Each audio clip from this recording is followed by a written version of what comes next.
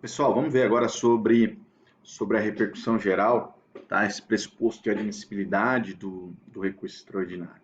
Então, nesse vídeo agora eu vou falar um pouquinho para vocês sobre a repercussão geral, tá bom? Bom, vamos lá. A repercussão geral, ela foi inserida no texto constitucional pela emenda 45/2004, também novamente a reforma do judiciário, tá?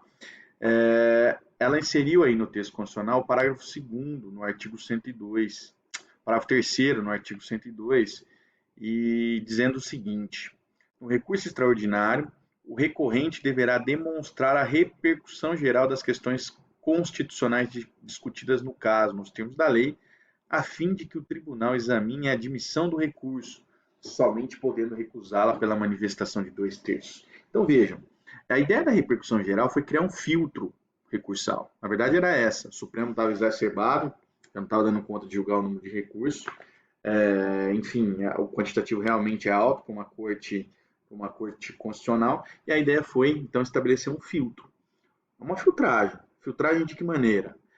Só vai ser então admitido o recurso especial ou recurso extraordinário se atender essa noção de repercussão geral. Agora, o que é repercussão geral? Veja que o legislador, que o poder constituinte reformador, ele não definiu repercussão geral.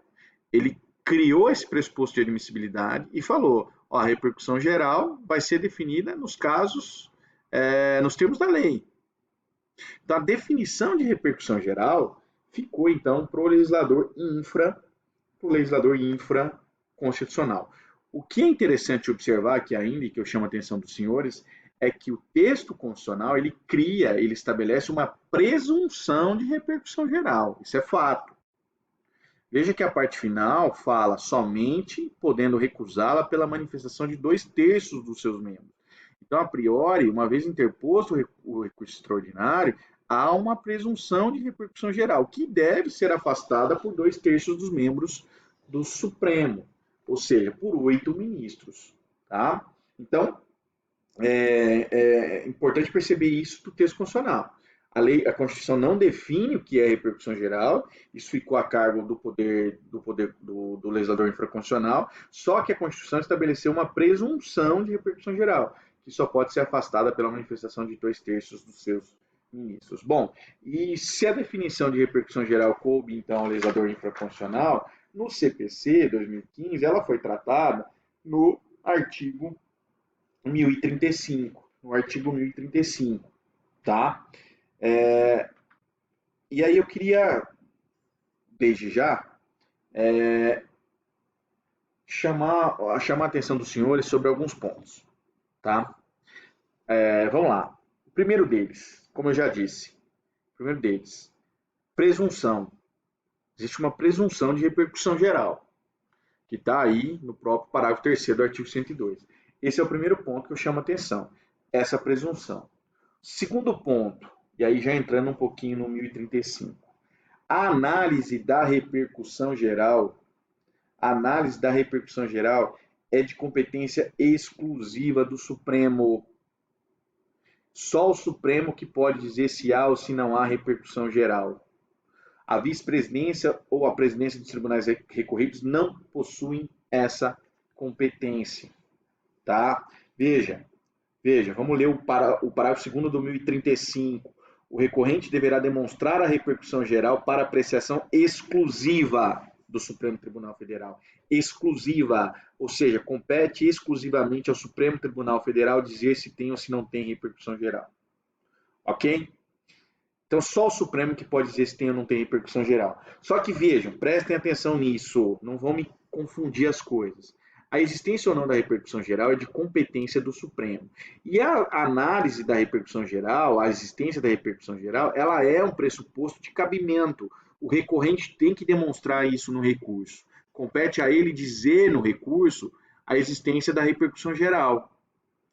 Agora, se o recorrente não fala nada sobre a repercussão geral, nada, não tece uma linha sobre a existência da repercussão geral, a vice-presidência pode falar: não admito o recurso extraordinário porque não há alegação de repercussão geral. Veja que aqui a vice-presidência ou a presidência tem essa competência, porque isso é pressuposto, é regularidade formal.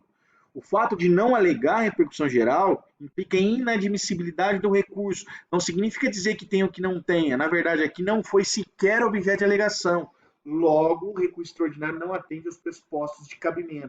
Isso a vice-presidência tem competência. Tá? E como é que o recorrente faz isso? O ideal é que ele faça lá um tópico separado, isso é o ideal, falando sobre a repercussão geral. Ah, mas não criei um tópico, mas eu falei no recurso. Não tem problema. Agora, o que não pode é deixar de se manifestar com relação à repercussão geral. Isso tem que constar no recurso, porque é pressuposto de cabimento do recurso extraordinário. Tá bom? Então, falei para vocês, existe uma presunção de repercussão geral. Quem vai dizer que tem ou que não tem repercussão geral é só o Supremo, é competência exclusiva, mas a vice-presidência ou a presidência do tribunal recorrido pode inadmitir o recurso se não houver a alegação, que é um pressuposto, que isso envolve a própria questão da regularidade formal. Tá bom? A quarta observação que eu faço aí para os senhores é que o julgamento do recurso extraordinário com repercussão geral, ele tem preferência legal. Ele só vai perder para réu preso e habeas corpus. E a lei estabelece que ele deve ser julgado dentro do prazo de 1 ano. Isso está no artigo 1035, parágrafo 9. Tá? Parágrafo 9 aí. O recurso que tiver repercussão geral reconhecida deverá ser julgado dentro do prazo de 1 ano e terá preferência sobre os demais feitos, ressalvados réu preso e pedidos de habeas corpus. Então, essa é uma outra observação que eu faço, a quarta. E a quinta observação que eu faço para os senhores é o seguinte: a decisão sobre a existência ou inexistência da repercussão geral, que, como nós vimos, é de competência exclusiva do Supremo, ela é irrecorrível, salvo os embargos de declaração. Isso a gente extrai do caput do 1035. O Supremo Tribunal Federal, em decisão irrecorrível, não conhecerá do recurso extraordinário quando a questão constitucional versada não tiver repercussão geral. Então, se o Supremo entender que não tem repercussão geral, não atendeu um dos pressupostos de cabimento, não passou nessa filtragem, logo o recurso não vai ser admitido. E essa decisão é irrecorrível. Beleza? Bom, então essas eram as 5 informações que eu queria passar preliminarmente. Como eu falei também, a Constituição não definiu repercussão geral. Isso coube ao legislador infraconstitucional. E essa definição de repercussão geral a gente extrai do parágrafo 1º do 1035, que diz o seguinte: para efeito de repercussão geral, será considerada a existência ou não de questões relevantes do ponto de vista econômico, político, social ou jurídico que ultrapassem os interesses subjetivos do processo. Então, o legislador trouxe uma definição de repercussão geral. Considera-se, então, para efeito de repercussão geral, a existência ou não de questões relevantes do ponto de vista econômico, político, social e jurídico que ultrapassem os interesses subjetivos do processo. Essa parte final aí do legislador, ao dizer que ultrapassem os interesses subjetivos do processo, é aquela noção de transcendência. Ou seja, é necessário que a questão constitucional ela não seja restrita aos sujeitos. Ou seja, ela tem que atingir um número maior de pessoas. Ela tem que ter essa transcendência, ela tem que ser algo relevante, que vai ter um impacto na vida de muita gente. Não é algo para ficar entre A e B. O Supremo não é para julgar o caso do papagaio do vizinho. Isso é algo que diz respeito somente aos vizinhos, é algo que tem que transcender, tem que atingir um número, tem que afetar um número considerável de pessoas. Então, essa é a parte final aí do parágrafo 1º, e além disso, a lei exige que seja uma questão constitucional relevante do ponto de vista econômico, e aí a gente está falando de economia, a gente pode inserir aí questões tributárias, enfim, político, e aí a gente está vivendo um momento bem delicado do ponto de vista político, conflito entre estados, entre os estados e a União, enfim, a social. Aqui, quando a gente fala de questões sociais, a gente pode pensar, por exemplo, nas ações afirmativas, ou jurídico, ou questões jurídicas, propriamente dito. Por exemplo, a definição de direito adquirido, nós tivemos aí agora a reforma previdenciária, afetou ou não afetou direitos adquiridos. Isso é uma questão relevante do ponto de vista jurídico e que atinge um número ímpar de pessoas, né? Tem algo que transcende aos interesses subjetivos da causa, tá? E veja, essa comprovação tem que ser feita pelo recorrente. O recorrente tem que demonstrar isso no seu recurso, tá? Agora, três observações. Eu falei agora que o ônus é do recorrente, então o recorrente tem que demonstrar a presença da repercussão geral. Só que o legislador, em 3 situações, ele já falou, ó, tem repercussão geral. Há uma presunção absoluta de repercussão geral. Isso foi uma opção legal. O próprio legislador reconhece a presença da repercussão geral, que são as hipóteses do parágrafo, dos incisos aí do parágrafo 3º. Ele diz lá, o parágrafo 3º do 1035, haverá repercussão geral sempre que o recurso impugnar acórdão que contrarie súmula ou jurisprudência dominante do Supremo. Então, toda vez que o acórdão contrariar uma súmula ou jurisprudência do Supremo, houve violação ao entendimento do STF. O STF entende que aí há um interesse jurídico que justifique, por exemplo, o cabimento da repercussão geral, porque afrontou uma súmula, um posicionamento consolidado, uma jurisprudência dominante do tribunal. E a hipótese terceira é quando tem a reconhecida inconstitucionalidade de tratado ou lei federal. Toda vez que tiver declaração de inconstitucionalidade, controle difuso, entende-se que há uma presunção absoluta aí de repercussão geral. Tá? Por fim, ainda com relação a essa presunção, o inciso 2º foi revogado pela Lei 3.256. Só que o inciso 2º falava do RE que julgava, interposto contra a decisão que julga o IRDR.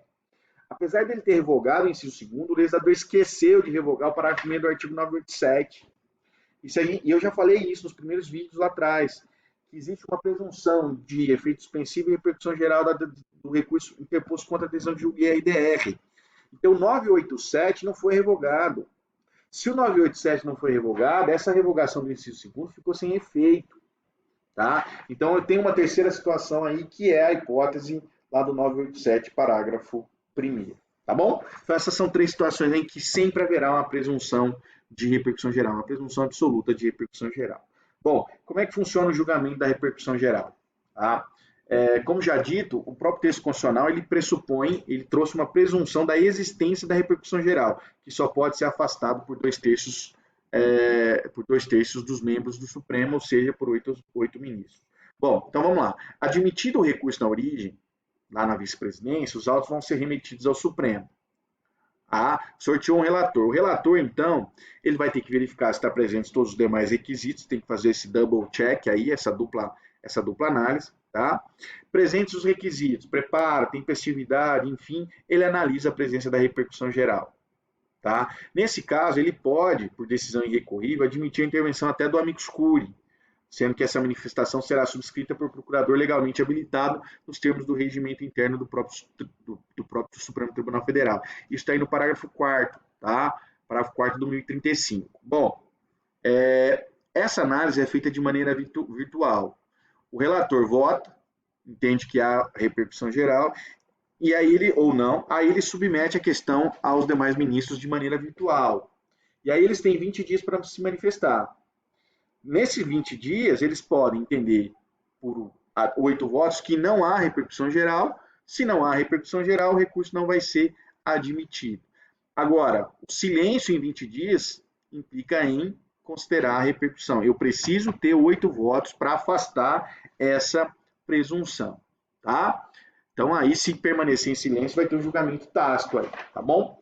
Bom, reconhecida a repercussão geral, reconheceu a repercussão geral, o relator pode suspender todos os processos pendentes individuais ou coletivos que versem sobre essa questão do território nacional. Isso está no parágrafo 5º do artigo 1035.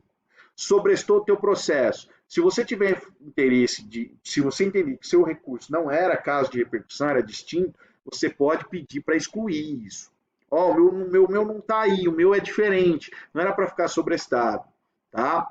Bom, tem como você fazer esse requerimento e dessa decisão aí cabe agravo interno. Isso está no 1035, 6 e 7, parágrafo 6º e 7º, tá bom?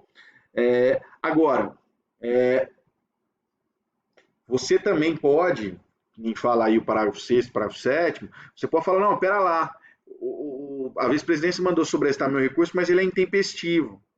Vai ouvir outra parte contrária, se o Supremo entender que é intempestivo, não tem por que ficar sobrestado, já inadmite logo. Se nesse caso ele inadmitiu porque reconheceu a intempestividade, aí o recurso cabível é o agravo do 1042, porque reconheceu a intempestividade, tá bom?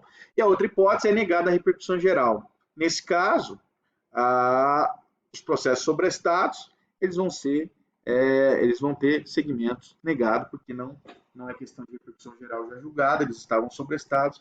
Nesse caso, vão se negar segmento a eles. Tá bom? Então é isso, gente. Isso aí é a questão da repercussão geral que está aí no 1035. Um abraço.